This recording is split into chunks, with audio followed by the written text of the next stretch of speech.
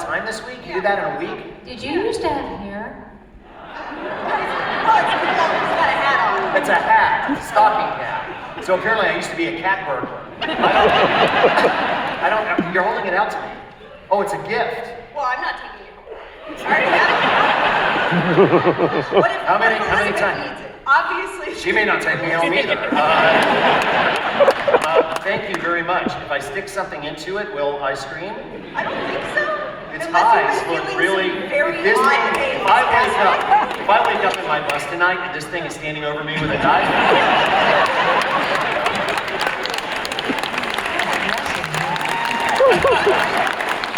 No, I've only got email addresses, so I really can't do anything. Okay, you strange, goofy little thing with no mouth or nose. You're clearly very good. That's knitting, or is that crocheting? Crochet. That's crochet. The apron is knit, the hat is knit, the rest is crochet. Whitney, tell us about yourself, but try to make it not be creepy. What do you do? What do you in the do? before times, I substitute taught math and science. Before Okay. that, I was a chemistry teacher at a college. Okay. And now? Now I mostly knit and crochet things. During these very irritating times. Some of us just made sourdough. But you made it moved. I swear to God.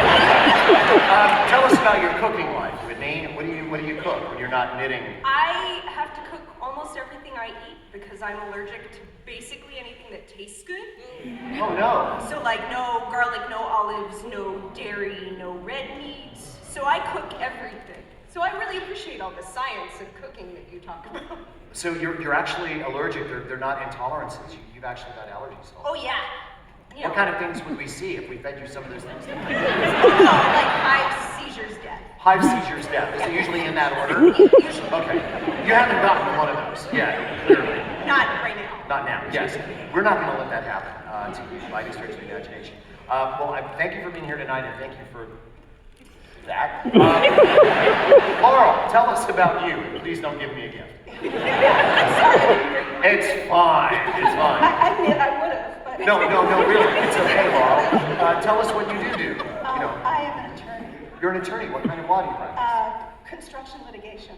Got it. I bet business is booming. Oh yeah. Yeah. Good days for Laurel. What about cooking? I love to cook. It's a lifetime passion. I've learned so much from you. I've gotten each of your cookbooks the year they came out for Christmas gifts. And That was you then. You bought it. That explains. The entire Christmas day and Christmas holiday, reading them from cover to cover. So I really appreciate it. Well, if you have a specialty, what would you think it is? What's your dish? I don't know. Make a good baked ziti, I think. Nice. Yeah. And we need more. And I don't baked do it in the crock pot. You don't tell me. Yes, let's not cook any more pasta in the crock pot. Andy, welcome to the game. Tell us about you. Thank you. I'm a mechanical engineer, and so I guess my cooking background is I've got 5 kids and my wonderful wife here, and Who's so I tired? cook Who's for very them. tired? Yeah, got a lot of energy. So She must. I cook all the different stuff that everybody wants because nobody ever wants the same thing. Well, as long as you enjoy cooking that much, that's a It's a good lot. strategy. If you don't, then something's got to change. It works out. Well, thank you for being here, Andy. A quick question for each of you real fast. Whitney, do you remember how many times you took the test? No. 4? Okay. Laurel, do you remember? 4 times. Okay. And how about you, Andy? I don't remember. I'll go with about 12. Okay, we'll go with that.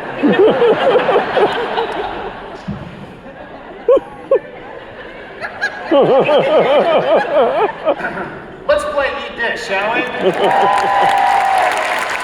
Contestants, round 1 will be general knowledge questions, all from the program called Good Eats. You'll notice that on your adorable little oven in front of you, you have a big red buzzer. You see the buzzer. That is your buzzer. Please don't slam them too hard, though. They're the budget models. We couldn't afford the good ones. Now, I'm going to read questions. You're going to see the card up on the screen. You're going to let me read the question and all the possible answers before you hit that button. If you interrupt me with your button, you will be locked out of the question. You not be able to participate in that, leaving it for your competitors. If you do win the buzz, however, you'll have about 10 seconds to answer the question. If you get it right, you get the point on the abacus being manned by Chris Smallwood. If you don't get it right, the other competitors will be able to re-buzz, and we will continue in that order until someone or no one gets the point. After we do enough of these to entertain me thoroughly, we'll move into the individual round, where each of you will face a device of tremendous culinary cunning, and hopefully nothing that you're allergic to. We'll get to it. So, shall we play? Let's. Question number 1. Let's see how it's done. This is a cooking science question. You're about to whip egg whites for a souffle. You watch a lot of Good Eats, so you add a pinch of baking powder, baking soda, cream of tartar, or kosher salt. Laurel. Cream of tartar. Cream of tartar is absolutely correct. You are on the board with a point. Andy, jump the gun, buddy. I warned you about that. We're pretty serious about that. All right. Don't know how you guys feel about. It's an ice cream question. Will you have a seizure and die if we just talk about it, or is it's not that? Pretty sure. Okay. Pretty sure. And it has to happen in front of a lawyer too. That's great. Which of these does not belong in a Philadelphia-style ice cream? Milk, sugar, eggs, or none of the above? Laurel. I'm gonna say eggs. You would be right. Look at you running away with 2 points in the lead at this point. Let's turn to something else that Whitney can't eat. This popular steak is actually made up of 2 steaks. Is it the top sirloin, the ribeye, the Delmonico, or the porterhouse? Andy. Delmonico. Incorrect. I'm sorry. Laurel. Porterhouse. It is the porterhouse, which of course is composed of both the strip steak and the fillet, separated by the T-bone, but larger than in a T-bone. So that's 3 points now. Laurel is the person to catch. All right. You're checking the use-by date of a food in your refrigerator, and it takes you a moment because you're not used to the Julian calendar. You're looking at butter, sour cream, eggs, or ground meat. Andy. Butter. You are not looking at butter. No. What are you looking at? Whitney or Laurel? Buzz in if you got it. Anybody? Laurel. Oh, Laurel. No, I'll say sour cream. no, that's incorrect. Whitney, look at it this way. Eggs. Eggs is correct. So eggs are dated with the Julian date, 1 through 365, which is why it's sometimes tough for us to immediately see how old our eggs are. Now, let's move into the land of actual cooking, sauteing to be exact. Your recipe says to saute over high heat. You have watched plenty of Good Eats, so you reach for the toasted sesame oil, walnut oil, light olive oil, or butter. Laurel? Light olive oil.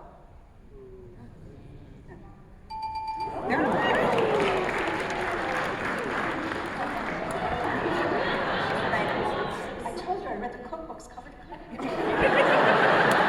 You sure you don't do IT at a legal office? How many questions? 5. 5? History. Beef Wellington is named after a battle, a boot, a book, or a bridge. Laurel. Battle. No. Whitney or Andy? Anybody want it? Buzz in if you want it. Buzz in. Andy. I'll go with a bridge. You'd be wrong. Whitney. You got a buzz if you want it.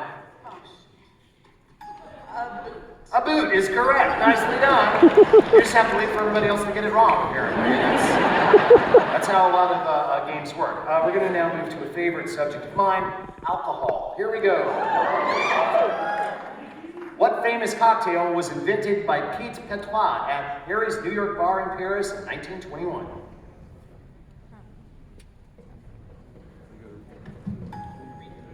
The Bloody Mary. Andy, you're correct. The Bloody Mary. Nicely done. Well done. What? Oh, he got it because it's alcohol. Oh, I see where it's going. Some of your friends there. You are beating egg whites, and while the mixer is running, you drizzle in hot sugar syrup. You're making French meringue, Italian meringue, Swiss meringue, or a mistake. Laurel. Italian meringue. You're making Italian meringue. How many questions is that? 8 questions, and who's got, wow. Yeah, okay, let's see if we can find something you'll get wrong. Which of these foods was not named after a real person? Salisbury steak, eggs Benedict, carpaccio, or none of the above? Andy? Eggs Benedict. Incorrect. Whitney or Laurel? Come on, jump in. Laurel? Salisbury steak. Incorrect. Whitney? None of the above. None of the above is correct. We're all named after real people. This is going to be the last question in this round, and then we will move to the individual rounds, while somebody can still possibly catch Laurel. Here we go. Artificial vanilla used to be made from the anal gland secretions of what animal? The muskrat, the guinea pig, the beaver, or the marmot? Whitney? The beaver. That's correct. I don't know how you knew it, and I don't care. We'll move on now to the individual rounds. Each of you will face one of the following. It might be pin the primal. It might be sniff and sort. Ah, here it comes, sniff and sort. Or it might be what we call pantry raid. Come on in, pantry raid. All right, I will explain each of these diabolical challenges. If you face sniff and sort, and quite frankly, Whitney, we don't even know if you can. So you will face a very good eats type situation, the cabinet cam. Inside, you will find on one wall a series of color-coded canisters. You will remove the lid. You'll find inside a sachet of spice or an herb. You can't see them, but you can smell them. You will smell them and then arrange them underneath their correct name on the opposite door. I don't care how you do it. You can get them all out, move them around, do whatever you want, as long as you don't remove the sachets and you put the lids back on before you put them over here. You'll have 60 seconds, and each correct can will get you a point. If you get pinned the primal, pretty basic. You're going to take these magnets that have the names and pictures of different cuts, and you're going to place them on the meat map. Where did they come from? Which subprimals did they come from? 60 seconds, and each correct magnet placement gets you a point. If you get pantry, you're going to go shopping. We'll get you gloves if you need them. You're going to go shopping with a little basket for a recipe that has 9 ingredients. And it just so happens that the internet says it's the most popular good eats recipe of all time to not include a dead animal. But I'm not going to tell you what it is until right before you start. And I'm only going to let you get 3 wrong before I take away one of your points. That's going to prevent you from simply wiping everything off the shelf and into the basket. I'm on to you, especially you, Laurel. I'm about to call shenanigans on. So, I know that Laurel is our point leader at this time. That means that you get to pick which one of these challenges you're going to face. What'll it be? Me? Yes, Laurel, you're in the lead. I'll just pick the primal. You'll pin the primal. No, you're not coming over here yet. We're going to go on down the line. Who is second in points? Whitney. Whitney, you get to choose between the last 2. You can either take the sniff and sort or the pantry. I'll smell the herbs, I guess. Sniff and sort. I'll live. It'll be fine. I signed a That waiver. doesn't make me feel better. You need to call somebody. I signed a waiver. I know, In the audience. but you're okay with spices and herbs? You think? Okay. That means, Andy, you're going to be going shopping here in the pantry. Laurel, you're in the lead. You're first up. Come on over. It is time to face the primals. All right, Laurel. I'll be happy to wear a mask if you'd like me to. Just if you don't mind. Most people want me to just because, So if you take a look at this map, where did my watch go? All right, well I've got it. Oh, it's in my pocket. You're going to have 60 seconds. What I don't want you to do is I don't want you to place anything on a dividing line if you don't have to. That's just going to make me mad. You've got to make a decision. However, multiple items might fit in one particular subprimal. So these may have more than one thing. Now, everybody here truly believes you've memorized everything. And everybody here knows that you've been spending a good bit of time staring at this. So I think that we should shake things up a little bit.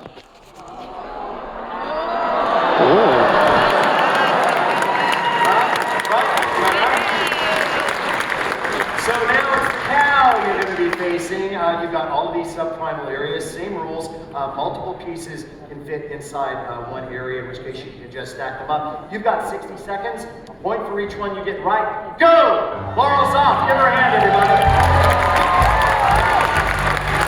Oh, by the way, you can change your mind as many times as you feel like. You can move things around. I don't mind a bit. Where's the beef, Laurel? 15 seconds gone. Here, I'll help you since you're not the tallest person we've had here. There.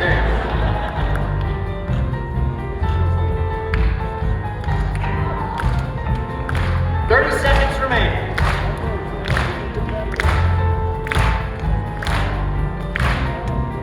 I hope one of those is your favorite.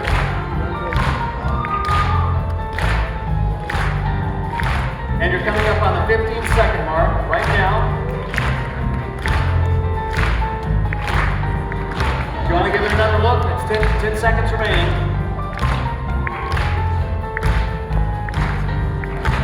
3, 2, 1. Time is up. How do you feel? Head on back over to your station and we'll review things. Well, Laurel, you don't do a lot of shopping for meat, do you? With the pig. Well, I pulled that one away from you. You've been a little too sharp all night long. That may be over now, though. Let's have a look. Help me out here, guys. Make sure I don't mess up anything. Brisket. Yes. Brisket includes the chest area and that part of the forearm. Flank steak. No, sorry. T-bone. No. Porterhouse. No. Filet. No. Sirloin. No, sorry. Ribeye. No. Chuck roast. No. Rump roast. Yes. Yes. Skirt steak. Yes.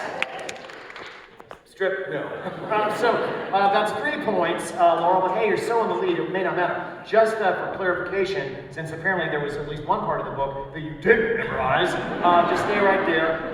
So the strip steak comes from the short loin. The chuck roast comes from the shoulder or chuck. The ribeye comes from the rib subprimal. The sirloin comes from the sirloin. Flank can come from either of these sections. The T-bone also comes from the short loin, as does the porterhouse and the fillet. That's how that gets done. But still, pretty good job. Somebody doesn't. All right, who's next? Whitney's next, right?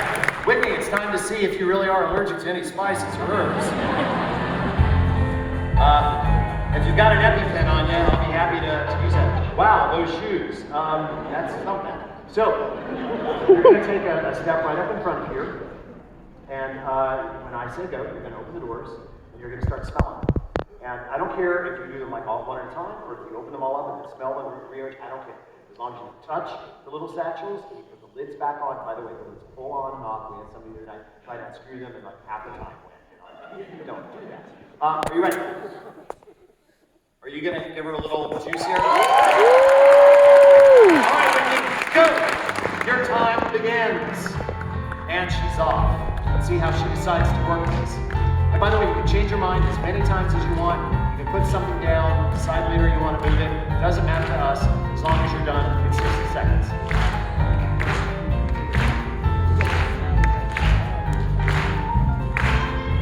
$20 seconds left. You got 40 seconds left.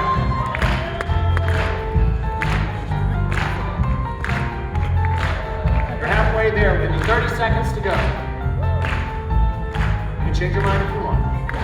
That's okay. That was an accident. She's not pulling a fast one. And I don't see any hives yet. 20 seconds to go. Your hair has turned an interesting color though. 15 seconds. 10, 9, 8, 7, 6, 5, 4, 3, 2, 1. Nicely done. Head on back over to your station there with me. And just, if you ever do a show like this again, or any kind of game or quiz show, remember that hosts can never remember anything, so there's always a laminated, color-coded guide up on top that you can just rely on. I could barely get the thing down. All right, how do you think she did, guys? All right. Paprika. Correct. Sage. No. Cumin. Correct. Thyme. Yes. Cardamom. Correct. Ginger. Correct. Oregano. No, you got that one confused with sage. That confused. It happens all the time. Turmeric. Correct. 1, 2, 3, 4, 5, 6.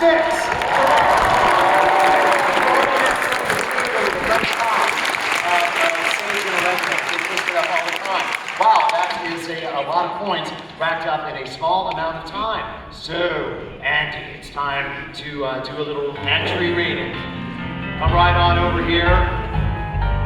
We're gonna give you your basket. Excellent. So, there you go. Do you do most of the shopping in your family? I do. You do? So, you know your way around the grocery store. That's gonna help. Remember, I'm only gonna let you get 3 that are wrong, okay? Because you might just get greedy and just start throwing stuff in there. I want you to think it through. Now, somebody can look this up online. If they want to double check me, go to altonground.com to look up this recipe, not Food Network, because I don't tell them everything. Which might explain the lasagna, maybe. So the interwebs says that the most popular good eats recipe of all time, but not include a dead animal, is stovetop macaroni and cheese. Not baked macaroni and cheese. Are you ready to take this on, Andy? I hope you are, because your time starts now! Please get his family Andy's up. Chopping wisely, carefully, taking his time. 10 seconds gone, 50 seconds remaining. 15 seconds gone. Everything's there, I promise. I never lie about food.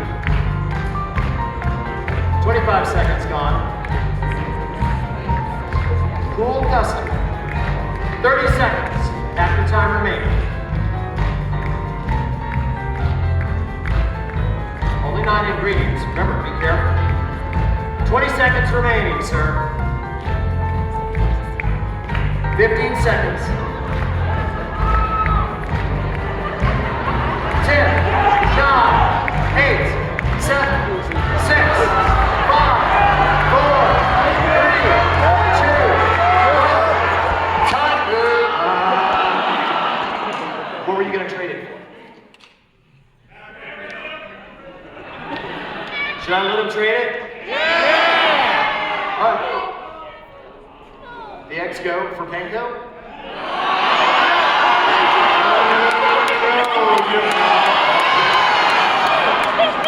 Can I back over?